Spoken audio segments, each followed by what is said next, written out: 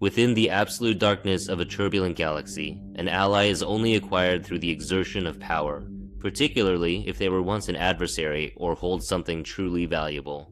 Naturally, words are always put to the test before resorting to weapons, yet even weaponry isn't always capable of forging a lasting alliance with an enemy. History is replete with similar instances. For example, during the unification of Old Earth, the rebellious warriors of Norton Doom refused to join the Emperor, instead unleashing their mighty armies against him. Peace was brokered much later, when the strongest representatives of Pan-Pacifica shed blood alongside the Emperor's warriors. But today, we're not focusing on that. Instead, we'll discuss a crucial ally without whom the Emperor of Mankind couldn't have launched his Great Crusade.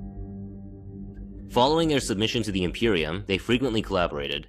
However, tragically, they faltered in their moments of despair. Today, we will speak of those who call themselves the Selenar, and of their home, the Moon. The Moon was the sole natural satellite of Old Earth, a celestial body that perpetually spun so that its inhabitants only ever gazed upon a single, unchanging face, a landscape scarred by volcanic plains and pockmarked with prominent craters. It was in the year 962 of the second millennium that humans first ventured to set foot upon the Moon. They established colonies, and in the process of building them, their resolve was repeatedly challenged by the unforgiving chill of the universal void. It was the initial celestial body they thoroughly explored, and they meticulously prepared for future journeys to other planets within the Sol system, and subsequently far beyond its reaches. The Moon served as an intermediate station in this plan, yet the age of exploration and advanced technology concluded with the arrival of the Age of Strife, an exceptionally turbulent period in human history spanning from the 25th to the 30th millennia. By the close of the Age of Strife, the Moon had transformed into a bastion for resurgent genetic cults known as the Selenar, whose adherents held the belief that human essence was at once fractal, fragmented, and transcendent. For them, humanity's true nature was seen in the individual's flesh and mind. But each person was an echo of archetypes that had persisted throughout history. Every Selenar genetic cult adhered to its very own set of archetypes. Some depicted them as anthropomorphic figures, some as mere numbers, and others as complex symbolic systems. Each cult member resulted from meticulously planned experiments described by thousands of Dark Age of technology formulas. They hadn't attained divinity, yet they endlessly sought to grasp it, reborn in new bodies repeatedly. They sought to achieve the true embodiment of a single human archetype. In their subterranean complexes beneath the lunar soil, they grew powerful and resisted the imperial truth. Such resistance was hardly a unique occurrence, as similar challenges were typically addressed by complete annihilation. The fact that the genetic cults had something useful to the Emperor only complicated their situation. The Great Crusade demanded an ever-increasing number of Space Marines.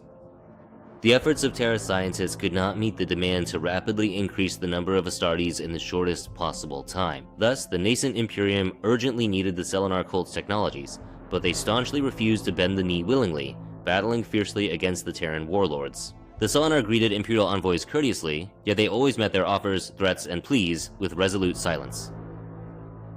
When threats outnumbered offers, the cults of the Moon refused another audience with the envoys and began preparing for war. The final Imperial delegation was returned to Terra as a still-screaming, molten liquid flesh soup contained within the lifeless husk of a space shuttle.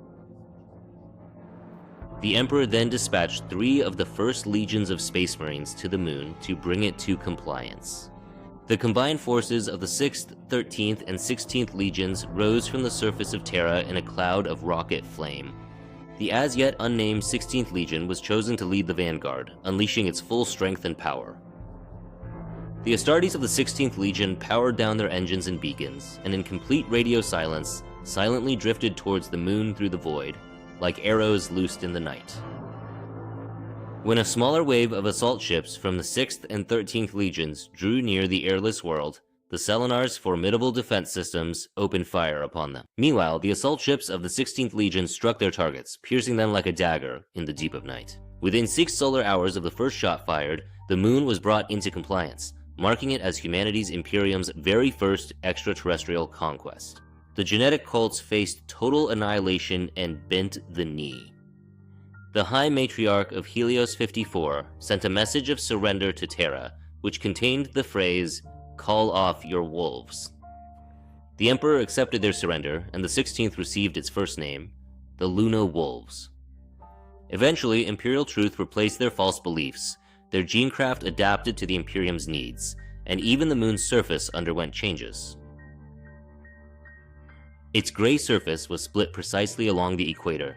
There, a man-made valley several kilometers wide appeared. This was the Contour, an artificial canyon revealing bedrock under the lunar dust. On its cliffs were gateways into the moon's core, vast clusters of hand-carved subterranean honeycombs. Soon, this dead piece of rock became the largest military complex, with an orbital shipyard for the Imperium's armada, capable of hosting thousands of starships, from the smallest shuttle to the largest battle barge. Most of the metals and rock from the Contour's excavation were used by the Emperor's most skilled engineers to craft a synthetic ring encircling the satellite. Within this ring were housed gun batteries and docking bays for other warships. Those on Terra, viewing the moon, could sleep soundly, knowing a tireless guardian protected the holy lands of the throne world. When the Emperor finished the unification wars on Terra, his gaze turned to the stars. The treaty with Mars and the newly subdued Selenar allowed the Master of Humanity to strengthen and re-equip his army for the new conditions of interstellar warfare. However, right from the Great Crusade's onset, it was glaringly evident that the Imperium faced a multitude of adversaries, both from without and within its own ranks. It's hard to imagine a clearer manifestation of a hidden internal enemy than these so-called accidents. One such incident led to a gene seed crisis and nearly destroyed the genetic material of the Third Legion, who would become known as the Emperor's Children. When gene forges implanted organs in recruits, a portion of the Third Legion's gene seed reserve went to the moon. What occurred subsequently remains shrouded in mystery. Some contend that militant Selenite factions persisted in their defiance against the Imperium, allegedly seizing defensive laser emplacements with the intent to obliterate the gene seed barge. Others assert that the ship lost all control, crashing violently while attempting to dock at the orbital shipyard. Still others say the frigate simply vanished under mysterious circumstances. Furthermore, many Selenar were deeply involved in devising accelerated methods for creating Astartes for the Great Crusade. Nevertheless, not every one of their ambitious undertakings achieved the desired success. The experiments birthed what were known as proto-legionaries, who manifested as horrific mutants, more akin to rabid animals than true warriors of the Imperium. Some of them developed multiple mouths, eyes, and even heads. Even more disturbing was that several proto-legionaries had the faces of Primarchs. After the project suffered repeated setbacks, the Selenar decided to give up on it, admitting they were at a loss on how to improve the Emperor's initial concept. All but a mere 10 proto-legionaries were humanely euthanized, and a number of gene laboratories were permanently sealed off. However, this was not the moon's greatest treasure. That was a device called the Magna Mater, created by Selenar gene witches long before the birth of the Imperium. It was believed to hold the key to creating new life, which is why High Matriarch Helios 54 tasked the gene witch Talop Vidi 37 with protecting the device from the forces of the Emperor of Mankind. She had managed to keep it hidden for more than 2 centuries. During the Siege of Terra, the moon was targeted by traitorous forces, who aimed to seize control of the Magna Mater. Abaddon and Lyax Zardu located Matriarch Heliosa 78 within her temple. The Gene Witch, hastily hiding vials of colorful liquids, offered no resistance, nor did Abaddon seek to kill her.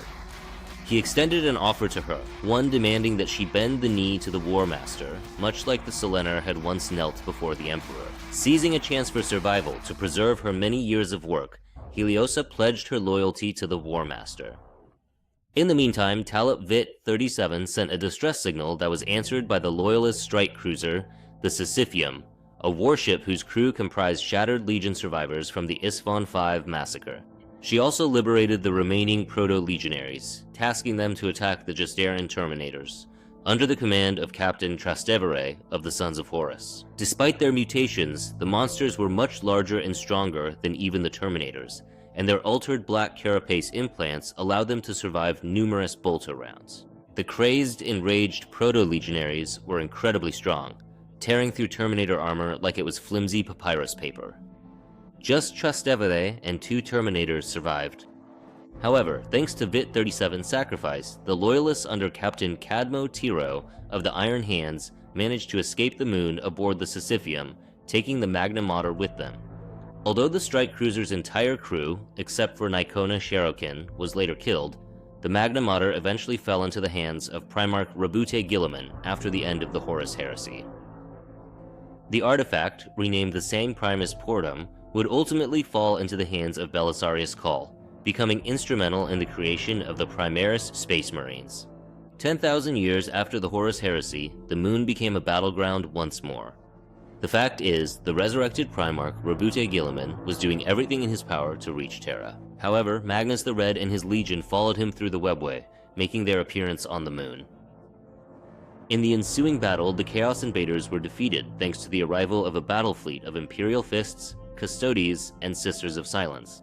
The ultimate destiny of the Gene Witches, known as the Selenar, remains shrouded in mystery. However, the sole lingering reminder of their former magnificence is still safeguarded by Belisarius Cawl. It is rumored that after the creation of the Primaris Space Marines, Cawl further estranged himself from the Imperium, dedicating himself entirely to his own grand endeavors. He even attempted to persuade Guilliman to utilize gene seed from the proscribed genetic lineages of the 2nd and 11th Legions, material also housed within the Sang Primus Portum. According to Cawl, their material displays absolutely no signs of degradation and is far too invaluable to simply cast aside. However, Rabute Guilliman resolutely rejected the notion of reviving the genetic progeny of the lost Primarchs, instructing the Archmagos to discontinue any further research in that direction. However, he suspects that Cawl might secretly engage in conducting such experiments, knowing that all Magos inherently possess such a powerful thirst for forbidden knowledge. Guilliman doesn't trust Cawl in this specific matter. Despite all his usefulness and his deep desire to save humanity, Guilliman could foresee a time when Belisarius Cawl would inevitably become a serious problem for the Imperium, risking to repeat the grave errors of those ancient Mechanicum who once followed Horus.